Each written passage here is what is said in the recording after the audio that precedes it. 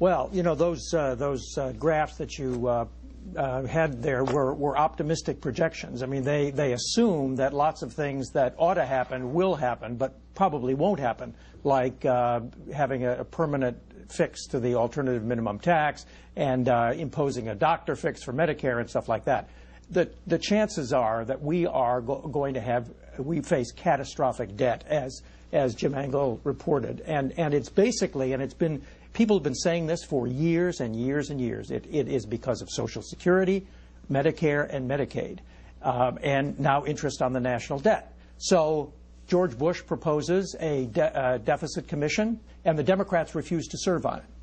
Now Obama is proposing a deficit commission, and the Republicans are not going on it. I think what they should do is all go down to the Chinese embassy and just declare articles of surrender right now, because they own our debt and they're going to own us at the rate things are going, and it's going to be both of their faults. Nina. Well, I think if you're going to look at the budget today, you have to, President Obama and his advisors have said over and over again, we inherited this huge deficit, this huge debt. There's some truth to that. So I would say in terms of judging him, let's say, okay, well, let's just take the deficit off the table, because that is a different issue I want to get to in a minute. But just in a matter of spending, they talked about $20 billion in spending cuts, discretionary, non-defense spending.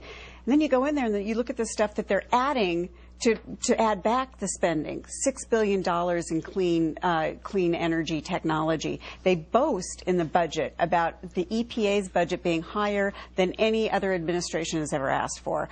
And then you look at that, you contrast that with the cuts. There's this $9 million National Parks program, a preservation program, $9 million in grants it gave out last year.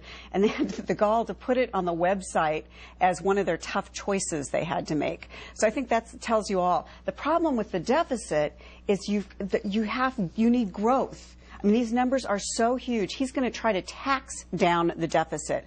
He wants to put $2 trillion of taxes on industry and people and capital. And let the Bush tax cuts expire. And let the Bush tax cuts expire for the wealthiest people, many of whom are small businesses, as we know. That's not how you get deficits under control. Bill Clinton was helped in the 90s because the economy improved, and the economy helped us grow out of those deficits. You have to be doing policies that help growth in order to bring revenue in. You can't just cut. You can see from the numbers, you just cannot cut discretionary spending remotely enough to get the deficits under control. Charles. The scary part here is that normally you expect in a recession to get an explosion of deficits because revenues are down and spending is up. But when you get a recovery, that should decrease. But under the projections of this administration, even after recovery and robust increase in growth, we're going to have the lowest of our deficits are going to be about $700 billion. And they're going to end up at around $1 trillion at the end of this decade. The cumulative effect is, as you showed, that we will have national debt, the total amount, at just about 80% of gross national product.